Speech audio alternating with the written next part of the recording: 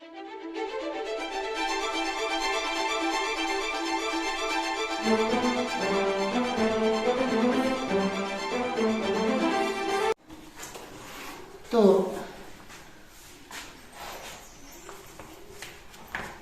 आज हम पढ़ेंगे आगे। क्या पढ़ेंगे? आगे। आगे कहा है कि उस बाप के कितने बेटे थे? 7 बेटे थे। उसके 7 बेटे थे, लेकिन वो आपस में क्या करते थे? झगड़ते रहते थे, है ना? तो झगड़ना अच्छी बात ही ना है। तो झगड़ना कोई अच्छी बात नहीं है। वो झगड़ते, आपस में झगड़ते, लड़ते झगड़ते रहते थे। लेकिन जब उस बाप की कोई भी नहीं चली, जब कोई भी उसकी तरकीब नहीं सूझी उसको, तो उसने एक दिन उनको सबको अपने पास बुला लिया। अब आगे बढ़ते हैं। एक दिन बाप ने 7 बेटों को एक लकड़ी लाने को कहा। क्या कहा? एक लकड़ी लाओ जाके। किसने कहा? बाप ने। किसको कहा? बेटों को। बेटों को कहा कि एक लकड़ी लाओ। ठीक। सभी भाई एक लकड़ी ले आए। सभी भाई एक लकड़ी ले आए। बाप ने सभी लकड़ियों का एक घट्टा बनाया। क्या किया? घट्टा बनाया। घट्टा समझते हो? एक पैकेट जैसा बनाया, उसको बांध दिया। फिर बड़े बेटे को कहा और दिया और कहा कि इस घट्टे को तोड़ दो। बड़े बेटे को दिया, वो काफी ताकतवर था ना, हट्टा कट्टा तगड़ा मुष्टंडा था वो। तो उसको बोला तोड़ो, इसको तोड़ो। उसने पूरी ताकत लगाने की कोशिश की, लेकिन घटा नहीं टूटा। वो नहीं टूट पाया। बाप ने यही घटा बारी बारी 7 बेटों को दिया, यानी थमाया उनको, कहा कि इसको तोड़ो। लेकिन उनमें से कोई भी इस घटे को नहीं तोड़ सका। फिर बाप ने क्या किया? उसने एक लकड़ी निकाली, अलग किया, उस घटे को अलग किया। फिर हर एक बेटे को दी एक लकड़ी दी ना। तो कहा अब इनको तोड़ो। तो उन्होंने आसानी से सबको तोड़ दिया। ठीक। उन्होंने एक लकड़ी तो कोई भी तोड़ सकता है, लेकिन अगर 7-8 लकड़ियां एक साथ हो, उनको ऐसे तोड़ने की कोशिश आप भी करना तो नहीं कर पाओगे। तो सभी बेटे अपने बाप को देख के हैरान रह गए। हैरान हो गए वो, ये क्या कहना चाहता है, समझ नहीं आई उनकी। क्योंकि जब बड़े हमें कोई चीज बोलते हैं ना, घर में भी या स्कूल में या घर में कहीं पे भी, तो हमें जल्दी उस चीज की समझ नहीं आती है। हमें कोई चीज मना करते हैं। ये लेसन पढ़ने का मतलब क्या है? इसका मतलब यह नहीं है कि मैं आपको उर्दू पढ़ा लूं, नहीं। इसके थ्रू जो मैसेज देना है आपको आपका माइंड जिस तरह से डेवलप करना है, उसके लिए है ये। ठीक है। यहाँ पढ़ने का मकसद ये नहीं होता आप पढ़ना लिखना जान सको, हाँ तोते बन जाओ। हाँ, बूढ़े बाप के कितने बेटे थे? 7 बेटे थे। एकदम बोलते हैं ना सारे। तो हमारा काम तोता बनाना नहीं है। ये चीज समझानी है कि इस लेसन से हमें सबक क्या मिलता है और हमें करना क्या चाहिए। मसला ये है। ठीक। तो 7 बेटों को जब उसने अपने पास बुलाया, फिर एक लकड़ी उसको सभी को थमाई, तो सभी ने आसानी से तोड़ दी। फिर बाप ने क्या कहा? बेटा, तुम 7 मेरे 7 बेटे भी इन्हीं लकड़ियों की तरह हो। अगर एक अलग रहोगे तो कोई भी तुम्हें आराम से हरा सकता है। तोड़ने का मतलब क्या है? हरा देना। ठीक। तो यहां तोड़ने का मतलब है हरा देना। तो कोई भी तुम्हें हरा सकता है या तुम पे गालिब आ सकता है। तो अगर तुम यकजा रहो एक साथ, अगर आप मेरी एक उंगली पकड़ोगे तो वो उल्टी हो जाएगी। अगर मैं मुट्ठी बंद कर लूं तो आप इसको उल्टा कर सकते हो? है? अगर मैं तुम आप लोग कितने? 1 2 3 4 5 6 7 हो ना आप भी। तो अगर 7 को मैं मतलब 7 को भी मैं 7 बच्चों को मैं मारना चाहूंगा, एक साथ मार सकता हूं? नहीं। एक को अगर अलग करके पिटाई हो सकती है। ठीक है। अगर 7 आप मुझे पकड़ोगे तो आप भी मुझे मार सकते हो, 7, लेकिन मिलके। मेरे कहने का यह मतलब है किसी को मारने वाली बात नहीं करनी है। मतलब है यूनिटी की, मतलब है इत्तेफाक की, मतलब है यकजा रहने की, मतलब है अंडरस्टैंडिंग की। यकजा रहना क्या होता है? अंडरस्टैंडिंग रखना एक दूसरे से झगड़ना नहीं है हमें। ठीक। एक दूसरे से, जब बच्चे क्लास में होते हैं तो उनको भी एक दूसरे से झगड़ना नहीं है, उनको एक क्लास की तरह रहना है। क्लास मीन्स एक यूनिटी, एक यकजा, जैसे 5th क्लास है, 4th क्लास है, 3rd है, 2nd है, तो जो भी क्लासें हैं वो एक मुट्ठी की तरह है, ठीक है। कहते हैं ना, बंद मुट्ठी लाख की, खुल गई तो खाक की, ठीक है। तो इसका मतलब क्या, हमने इस लेसन से क्या, इस जो चैप्टर था इससे क्या सबक लिया हमने ये लिया सबक कि हमें हमेशा यकजा रहना चाहिए, आपस में अंडरस्टैंडिंग रखनी चाहिए, आपस में अंडरस्टैंडिंग रखनी चाहिए। क्या रखनी चाहिए? अंडरस्टैंडिंग। अंडरस्टैंडिंग समझते हो क्या होता है अंडरस्टैंडिंग? अंडरस्टैंडिंग मीन्स एक दूसरे को समझना, एक दूसरे की बात न काटना, एक दूसरे की तायीद करना, लेकिन अच्छे कामों में, बुरे कामों में नहीं, ठीक है। यूनिटी होनी चाहिए अच्छे कामों में। अगर एक बच्चा गलत कह रहा है कि मैं वहां चोरी करूंगा, मैं वहां कोई फल चोरूंगा, तो आप बोलोगे हम सभी उसका साथ देंगे?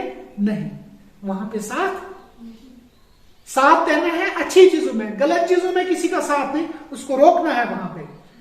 एक बच्चा कह रहा है तो 6 जब अपोजिट हो जाएंगे उसके बोलेंगे नहीं ये चीज नहीं करनी है, चोरी करना गुनाह है, चोरी नहीं करनी चाहिए, तो इसका मतलब आप में फिर भी इत्तेफाक है, फिर भी आप इत्तेफाक से आप उसको रोक रहे हो ताकि बाकी वाले खराब ना हो जाए। तो ठीक है, तो अब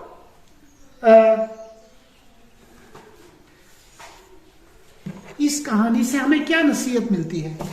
इस कहानी से अब सवाल आया, इस सवाल क्या आया?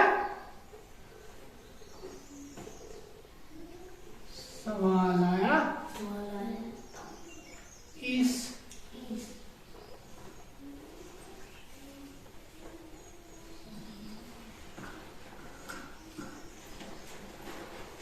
कहानी से हमें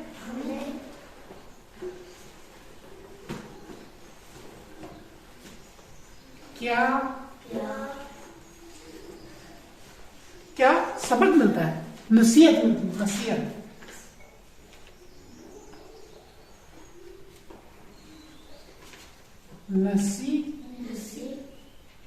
नसीहत है। इस कहानी से हमें क्या नसीहत मिलती है?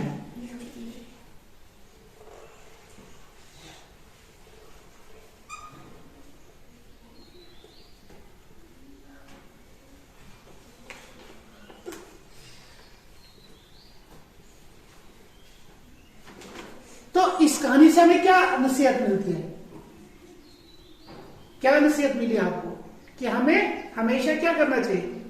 क्या करना चाहिए? इत्तेफाक से रहना चाहिए, और अगर हम अलग अलग हो गए तो कोई भी हमें हरा सकता है ना, कि नहीं?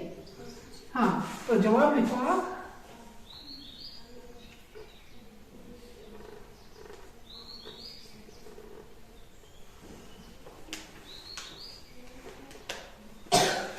इस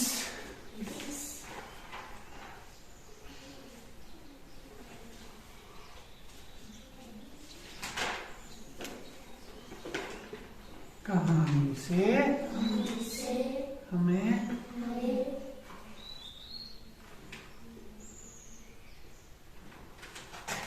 ये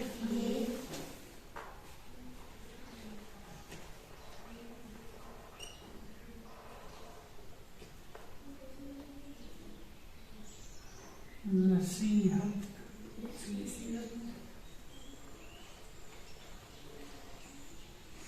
मिलती है कि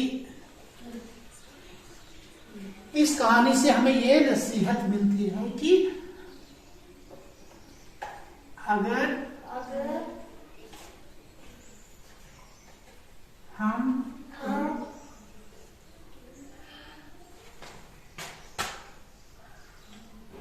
सभी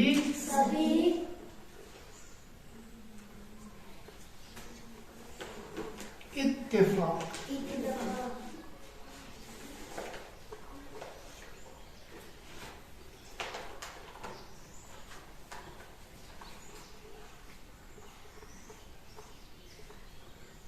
इत्तेफाक से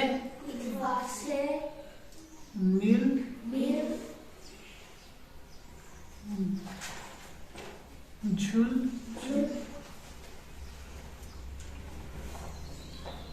कर रहे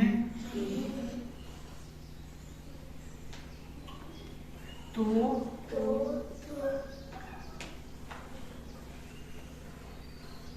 हमें कोई भी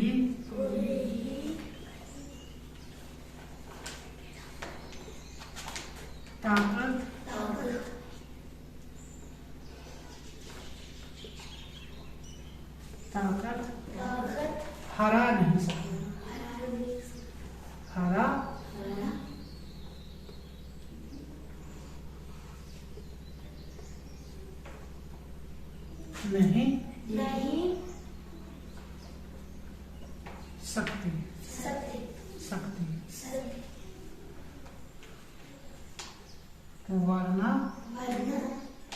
वरना मतलब अगर हम इत्तेफाक से नहीं थे, वरना कोई भी हमें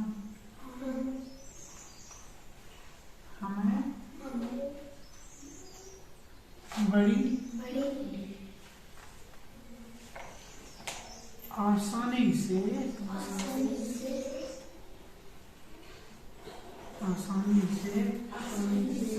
हरा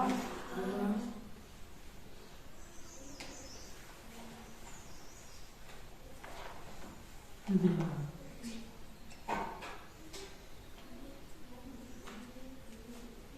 बस इतनी नसीहत, यही नसीहत मिलती है कि इस कहानी से हमें ये नसीहत मिलती है कि अगर हम सभी इत्तेफाक से मिलजुल कर रहे तो हमें कोई भी ताकत हरा नहीं सकती, ठीक, वरना कोई भी हमें बड़ी आसानी से हरा देगा। ठीक है, तो लिखो इसको, शाबाश, और इसको याद भी करना और जो सबक इससे मिलना उसको भी दिमाग में रखना और हमेशा आपस में मिलजुल के रहना। ठीक है, थैंक यू।